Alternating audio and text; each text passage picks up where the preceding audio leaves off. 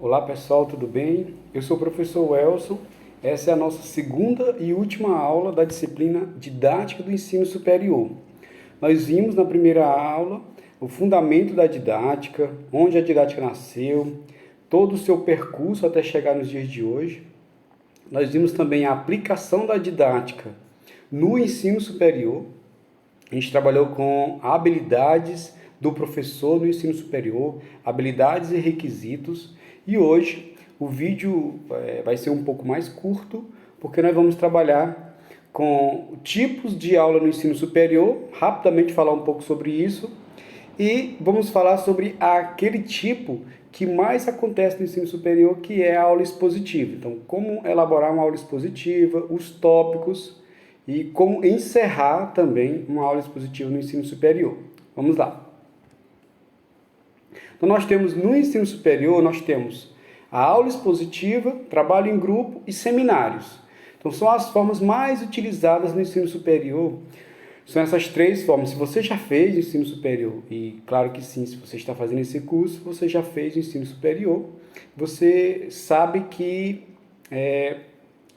o professor sempre inicia a aula expondo a matéria, expondo o conteúdo, depois divide em grupos para que se faça uma apresentação ou um seminário, algo parecido, tá bom?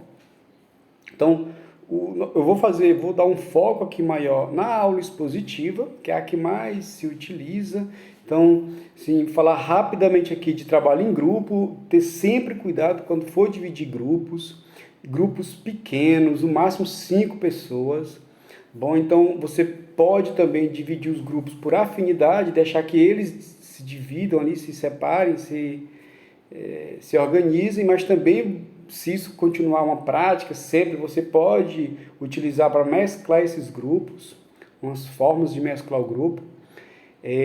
Então, grupos pequenos, você pode dividir em grupos menores ainda, né? E depois você socializa. Sempre dá dicas de como se organizar no grupo, de como estudar, de como elaborar o estudo no grupo, de como fazer com que eles dividem os papéis no grupo. Então, quem vai ser o responsável por colher o material, quem vai ser responsável por informar o professor sobre as dificuldades do grupo. Então, tudo isso tem que ser trabalhado com eles com cuidado também, apesar de estar no ensino superior, nós temos que ter esse cuidado. Os seminários é algo mais elaborado, então o seminário sempre é fruto de uma pesquisa. O seminário não pode ser do dia para a noite, eu trabalhar os alunos, vamos fazer um seminário, não. O seminário é pesquisa e debate. No Brasil, nós criamos esse hábito de achar que seminário é uma apresentação só lá na frente. Não, seminário ele nasceu como um espaço de debate, mas debate fundamentado numa determinada temática, sob um ponto de vista científico. Eu vou ali defender uma ideia científica. E aqui nós vamos ver alguns pontos da aula expositiva. Então, planejando a aula expositiva, algumas sugestões de planejamento da aula expositiva. Alguns pontos que devem ser levados em consideração na preparação de uma aula expositiva. Conhecer a fundo a matéria. O professor que se revela um profundo conhecedor do assunto motiva os alunos, estimulando-os para a reflexão sobre o que está trabalhando. Levar em conta o tipo de auditório. Então, você precisa saber quem é a sua audiência, quem é que vai estar te ouvindo, precisa conhecer minimamente isso.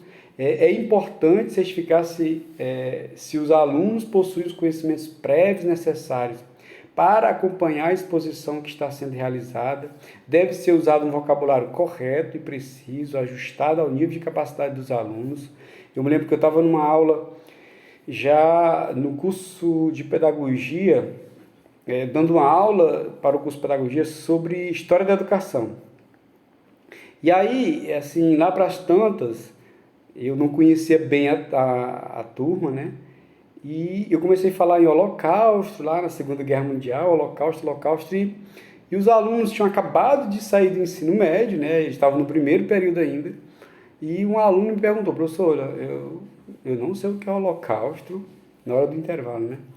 E eu queria que o senhor falasse ali o que era isso, porque tem muita gente também que não sabe. Então, sim, eu errei porque eu usei linguagem que eu achava que sabiam, mas que eles não tinham a obrigação de saber, a obrigação é que eu tinha que usar, eu tinha que falar de várias maneiras para perceber nos alunos se eles tinham aqueles conhecimentos prévios para poder avançar na matéria. E isso é só um exemplo, mas tem vários outros exemplos que você precisa entender, e às vezes a gente usa um vocabulário mais arrojado sem levar em consideração se estão ou não percebendo, entendendo, compreendendo aquilo que você quer falar.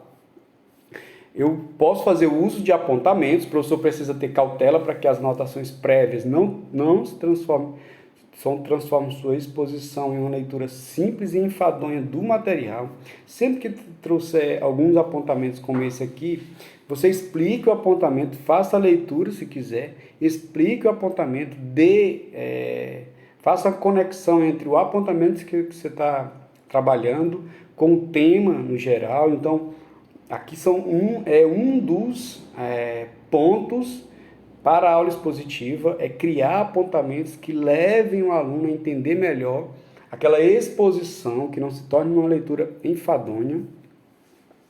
Comunicação oral, muito importante essa parte, a voz deve ser modulada em função do tamanho da sala e da quantidade dos alunos. A dicção e a velocidade da fala também influenciam no desempenho do docente. Assim, essa aula eu estou falando um pouco mais rápido, porque eu percebo que alguns alunos, eles apressam o vídeo para poder assistir a aula.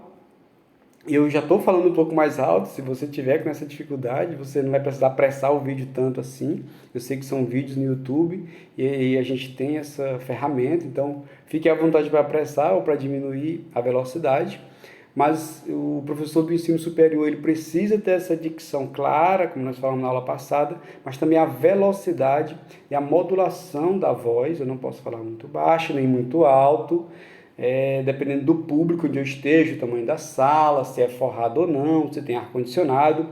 Tudo isso eu tenho que fazer esse controle para minha aula sair o mais parecida com a ideal possível. A duração da aula expositiva, então uma aula, ela foi criada de 45 minutos, 50 minutos,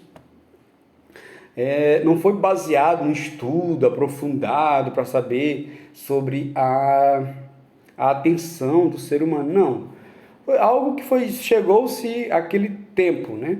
Mas entende-se que a partir dos 20 minutos, a aula já perde muito da sua atratividade. Então é importante que o professor, depois dos 20 minutos, no máximo 30, encontre um meio de diversificar sua aula, porque a atenção já vai estar muito baixa, o sono muito grande ali, a sonolência, porque é só você falando. Então, no máximo 20 minutos, 30 estourando, você precisa entender que já é a hora de você diversificar, não é mandar todo mundo embora, é diversificar, buscar outro jeito, vamos fazer uma leitura desse ponto, o que vocês acham disso? O professor deve evitar estender sua exposição por muito tempo para não cansar o aluno e nem provocar sua desatenção. A percepção do professor ajuda na identificação desses sinais. Uma vez identificando, o professor deve dinamizar o ritmo de sua exposição com perguntas, exemplos, uso de audiovisuais. Isso é muito importante o professor buscar diversificar a partir dos 20 a 30 minutos, dependendo do conteúdo que o professor está expondo. Estrutura de uma aula expositiva. Introdução, tem que ter a introdução, o professor tem que iniciar a sua aula, preparando os alunos para entenderem o que ele vai falar.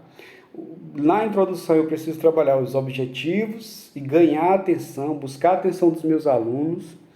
O desenvolvimento, a parte principal da aula, que eu digo principal, ela é fundamental. Todas as partes são principais, mas esse momento aqui é a hora da orientação e das partes essenciais do que você está falando. E toda aula precisa ter uma conclusão. É fato que uma aula precisa concluir, a aula precisa se encerrar.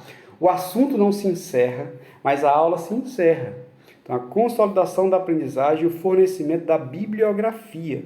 É interessante que o professor, ou no material, ou no final da sua aula, geralmente quando é vídeo, a gente entrega no final no material a bibliografia do que você usou.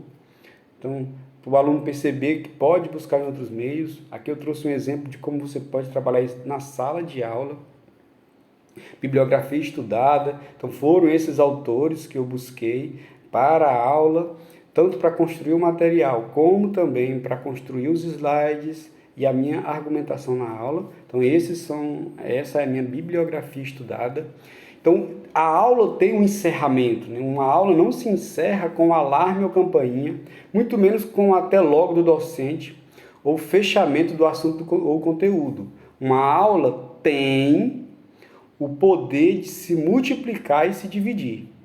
E o professor só terá certeza de seus objetivos atingidos quando as informações elas forem se transformarem, forem aplicadas na prática, se transformarem em conhecimento.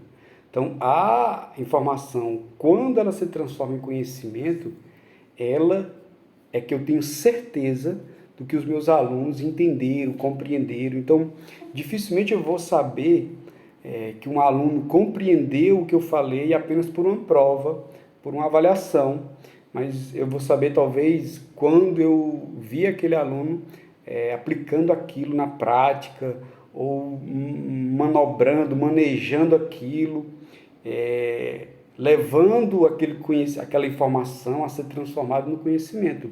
Sabendo disso, o professor precisa criar meios para que o aluno, o mínimo que for, aplique o seu conhecimento, seja em debates, numa produção, na própria avaliação, mas que o aluno consiga expor ali para o professor, que não ficou apenas numa informação.